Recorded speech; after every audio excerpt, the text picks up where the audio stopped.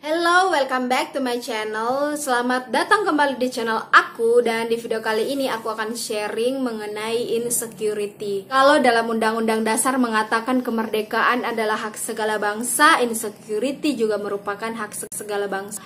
Insecurity itu dialami sama siapa aja, baik dia udah tinggi, pendek, gemuk, besar, cantik, biasa aja. Aku rasa semua orang punya sisi insecure. Aku pun punya sisi keinsecurean. Insecure itu sebenarnya kan baru benar-benar eksis beberapa tahun belakangan ini ya, ketika mulai muncul istilah baper dan lain-lain itu. Dulu ketika keadaan kamu tidak percaya diri ya kamu dibilangnya kurang pede, tidak ada istilah insecure. Nah kemudian apa sih insecure itu? Insecure itu adalah perasaan tidak aman, perasaan tidak percaya diri, perasaan malu, perasaan takut, perasaan merasa kita itu tidak cukup baik di mata orang gitu. Nah, apa sih penyebab insecure itu? Penyebab insecure itu biasanya karena 3 hal. Yang pertama karena stigma masyarakat.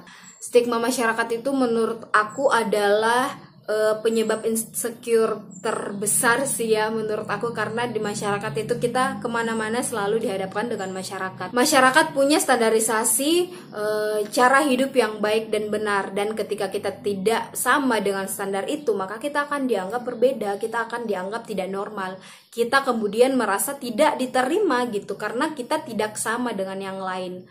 Kemudian ketika kita tidak sama itu, kita pun dituntut untuk menjadi sama. Karena ketika kita tidak sama ya kita dianggap berbeda. Seperti beauty privilege. Beauty privilege itu kan yang tersebar di Indonesia. Kamu cantik ketika kamu 1 putih, 2 rambutnya lurus, 3 tinggi. Dan ketika lu nggak dapet ketiga ini, anggap kamu tuh nggak cantik-cantik banget gitu. Kalaupun kamu cantik ya standar lah cantiknya. Atau ketika kamu masuk S1 kamu cepat-cepat dituntut sarjana. Ketika kamu sarjana, setelah sarjana kamu dituntut untuk cepat kerja. Setelah cepat kerja, kamu dituntut untuk cepat menikah. Setelah cepat menikah, kamu kemudian dituntut untuk punya anak. Bahkan ketika kamu punya anak pun, orang-orang akan nanya, kapan nambah lagi? Jadi stigma masyarakat itu benar-benar menuntut kita untuk memenuhi standarisasi seperti orang-orang jalani gitu dalam kehidupannya. Sehingga ketika kita tidak sama, kita pun berusaha menjadi sama. Penyebab insecure kedua biasanya karena trauma, penolakan, dan kegagalan. Yang 3 itu. Trauma merupakan salah satu penyebab insecure juga. Trauma yang dimaksud di sini adalah orang-orang yang pernah mengalami pembulian, penolakan, pengkhianatan. Penolakan dan kegagalan seringkali berdampak pada self-esteem seseorang, dan ketika self-esteem seseorang turun itu kemudian tingkat kepercayaan dirinya, rendah dirinya itu kemudian muncul gitu. Apalagi pembulian. Pembulian itu adalah tindakan yang sebenarnya sangat negatif ya. Itu bisa merusak mentalnya seseorang. Jadi ketika orang mengalami pembulian, orang-orang yang pernah dibully biasanya kemudian tingkat kepercayaan dirinya itu menjadi berkurang. Karena mereka berpikir ya apapun yang aku lakukan mungkin dianggap nggak akan cukup gitu, mungkin tetap akan dianggap jelek. So that's why kenapa pembulian itu sangat buruk. That's why kenapa kita itu akhir-akhir ini beberapa tahun belakangan ini benar-benar dituntut untuk jangan membuli. Penyebab insecure ketiga itu biasanya karena keinginan kita untuk terlihat sempurna. Sama ketika kita mau melakukan sesuatu dan kita berpikir, aduh aku kurang ini deh, maka kemudian kita nggak lakuin, kita kemudian nggak ngelakuin itu, padahal sebenarnya itu masih bisa diakalin, itu masih bisa dilakukan gitu, itu masih bisa banget dikerjakan. Lantas kemudian kita menjadi tidak percaya diri sama hal sebenarnya itu hal baik untuk kita lakukan gitu, itu hal baik untuk self upgrade kita, tapi kita nggak lakukan karena kita berpikir aku tuh nggak bisa ini, aku belum punya ini gitu. Atau ketika kita mengerjakan sesuatu dan kita dikritik sama orang, kemudian kita merasa, aduh, gue memang goblok ya gitu, gue memang nggak bisa gitu. Kemudian kita menyadari bahwa kita tuh nggak cukup kompeten untuk mengerjakan hal-hal baik. Kita pun akhirnya merasa rendah diri, kita pun merasa insecure. So, mulai dari sekarang kamu harus menghargai diri kamu harus menghargai usaha kamu, dan anggap kritik itu sebagai hal-hal untuk membangun kamu gitu. Ciri-ciri perasaan insecure itu yang pertama, perasaan rendah diri. Kita merasa kita nggak cukup untuk orang lain. Kita merasa nggak baik, kita merasa tidak sama dengan mereka. Itu adalah perasaan rendah diri. Itu merupakan salah satu ciri-ciri keinsecurean. Kepercayaan diri kamu menurun, maka kemudian menghambat kamu mengerjakan banyak hal. Ciri insecure berikutnya adalah ketika kamu membatasi pergaulan kamu, membatasi interaksi kamu dengan orang lain karena kamu pikir gue nggak selevel sama ya, kamu berpikir kamu tuh nggak setara sama orang. Ciri insecure ketiga itu ketika kamu berada di zona nyaman. Zona nyaman yang aku maksud di sini ya ketika kamu setelah melakukan sesuatu dan kemudian kamu mengalami penolakan atau pengkhianatan yang kemudian bikin kamu sudah nggak mau melakukan hal-hal lain lagi. Sama ketika kamu punya pasangan nih, kamu pernah dikhianati, kemudian kamu bilang, semua cowok memang sama aja. Dan kemudian kamu nggak mencoba lagi. Kamu nggak mencoba mencari pasangan yang lebih baik lagi. Kamu nggak mencoba mengoreksi diri kamu apa yang salah dari diri kamu sehingga kamu mendapatkan cowok kayak gitu. Insecure ketiga ketika kamu senang membandingkan diri kamu sama orang lain. Kamu pikir kamu nggak lebih baik dari orang lain. Kamu pikir orang lain itu punya level di atas kamu.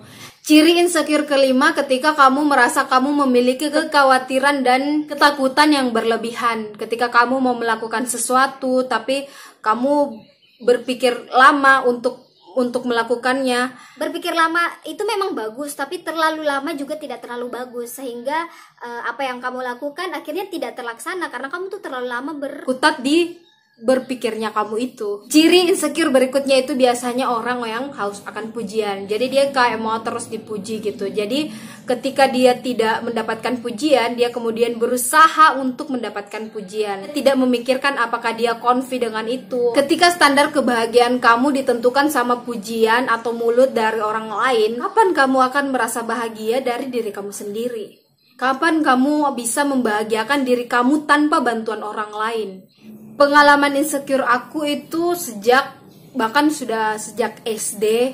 Jadi dulu tuh aku cewek yang dadanya cepet tumbuh gitu dibanding teman-teman aku yang lain. Jadi waktu itu aku SD, aku kelas 6, karena aku dianggap beda, maka kemudian orang-orang bilang kalau aku tuh cepet banget dewasanya.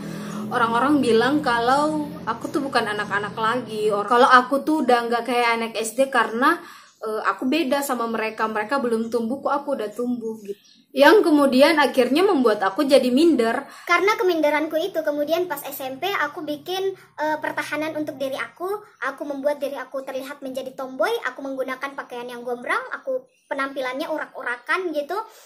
Dan that's work, itu berhasil. Ketika aku berpenampilan tomboy, ketika aku berbaju gombrang, kemudian itu kan dadanya kemudian akan tersamarkan gitu. Dan aku berpenampilan tomboy untuk ya self protect aku supaya orang-orang nggak berani sama aku, orang-orang itu nggak berani macam-macam sama aku. Aku menciptakan stigma itu di kepala mereka sehingga aku berhasil membuat self protect aku.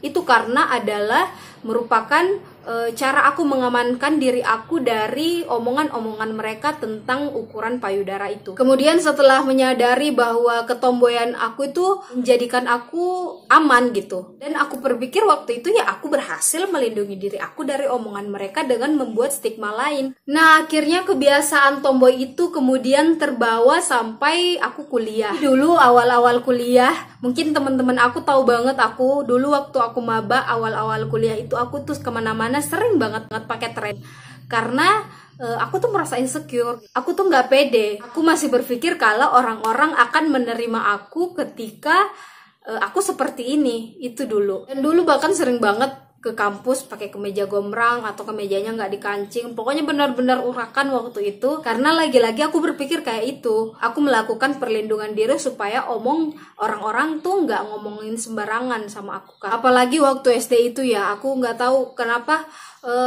aku mengalami penolakan gitu. Jadi waktu SD tuh aku nggak punya teman karena nggak tahu kenapa.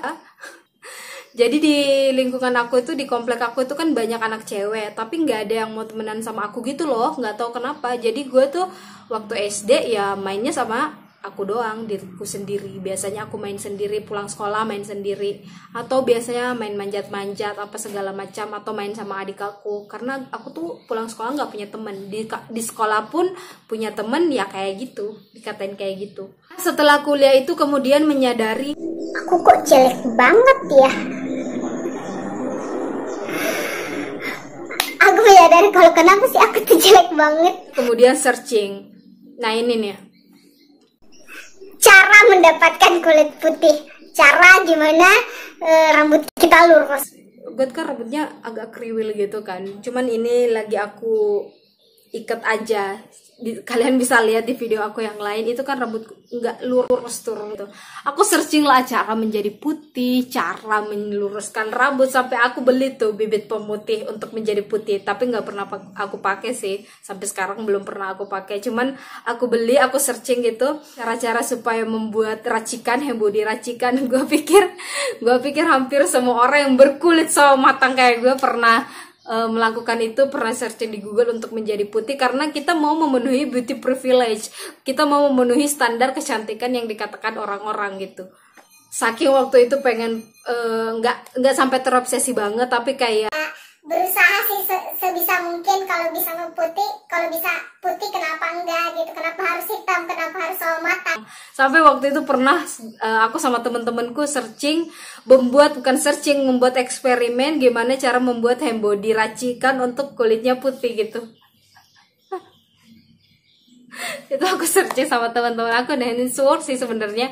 Itu berhasil, cuman yang bener-bener digosok banget di tangan itu. Sebenarnya hembody itu sih bukan aku yang mau, temen aku yang kulitnya juga sawo matang, tapi basically aku takut untuk coba hal-hal yang kayak gitu sih. Cuman orang-orang tuh gitu, untuk memenuhi standar kecantikan berkulit putih itu biasanya yaitu hembody racikan atau suntik putih. Sesuai kenapa ketika kalian buka lapak dagang itu banyak banget kan lapak-lapak penjual hembody racikan atau apa gitu yang sifatnya iklannya untuk memutihkan kulit gitu. Dan gue menyadari bahwa emang banyak banget orang yang terobsesi untuk putih sampai membeli hembody racikan dan membuat hembody racikan itu sendiri. Ya balik lagi, itu semata-mata untuk memenuhi standar beauty privilege yang berkembang di masyarakat, stigma masyarakat, untuk memenuhi standar kecantikan masyarakat gitu. Insecure aku yang lain itu, dulu aku pernah punya mantan, sekarang udah mantan alhamdulillah. Aku pernah punya mantan, dan mantan aku itu barang-barangnya branded gitu loh. Pakaian-pakaiannya dari atas sampai bawah itu dia pakai yang branded semua. Kadang tuh kalau jalan sama dia aku berpikir kayak aku tuh nggak selevel cuma karena dia pakaiannya branded dan aku enggak. Tapi itu dulu sih. Pernah juga waktu itu pacarku selingkuh, agak menyimpan rasa trauma sebentar gitu. Pas putus dari dia, aku menganggap bahwa ya kayak gitu, semua cowok sama aja. Tapi kemudian aku menyadari dia selingkuh ya bukan karena aku yang kurang baik. Dia selingkuh ya memang karena dia peselingkuh. Titik balik hidup aku itu waktu 2018, ketika aku mulai menyadari aku mencintai diri aku sendiri, aku self love. Aku nggak membiarkan orang untuk menyakiti aku. Aku berpikir kenapa aku harus ikut standarisasi orang, kenapa aku harus ikut standar kecantikan orang, kenapa aku harus mengubah diri aku untuk memenuhi omongan orang. Di 2018 itu aku benar-benar berpikir, oke, mulai sekarang self love. Cintai diri kamu sendiri. Gak usah ikut-ikut omongan orang, gak usah ikut standar-standar orang, gak usah ikut standar kecantikan orang gitu. Cintai aja kulit kamu yang sawo matang, cintai aja rambut kamu yang keriting, cintai aja ukuran badan kamu yang pendek. Aku mengubah mindset itu di kepala aku, dan kemudian aku keep moving. Aku mulai melakukan hal-hal yang membuat aku nyaman. Aku mulai belajar make up yang tadinya tuh aku gak mau karena aku tuh takut orang-orang berpikir kalau aku tuh terlalu alay. Kan aku dari SMP kebiasaan untuk berpenampilan tomboy, jadi aku takut ketika aku belajar bermake up orang-orang berpikir ya aku kesurupan gitu. Orang-orang kan kayak gitu ya, ketika kita mau berusaha menjadi yang baik itu biasanya mereka langsung bilang ada angin apa, kesurupan apa. Sejak 2018 itu aku udah berpikir aku udah bodo amat sama omongan orang. Aku mau melakukan apa yang aku mau. Aku make up, aku diet, aku percantik diri aku belajar make up, aku skincarean, aku rawat diri. Tapi yang sifatnya aku masih self love gitu. Aku nggak mencoba untuk ngasih makan omongan mereka. Aku hanya melakukan ya apa yang aku suka. Aku mencintai diri aku, jadi aku merawat diri aku. Tapi sebelum itu aku cari tahu dulu sumber insecureku itu ada di mana sih, mulainya dari mana sih. Aku gali dulu, aku pelajari dulu, yang kemudian sumber itu aku buang gitu. Kayak omongan orang, stigma orang aku buang, terus trauma yang pernah aku alami di masa lalu, pembulian yang pernah teman-temanku lakukan di masa lalu aku buang. Lihat betapa dunia itu luas sekali, dunia itu tidak sesempit itu, dan orang-orang itu bisa mencintai kamu ya ketika kamu mencintai diri kamu sendiri. Luar bergaul dengan orang-orang yang positif, membuat list apa yang harus aku capai di dalam hidup aku, yang sifatnya meaningful gitu, yang berarti buat aku. Terus aku kan seorang pembaca puisi. Dulu tuh aku sering banget follow akun yang sifatnya puisi-puisi gitu kan.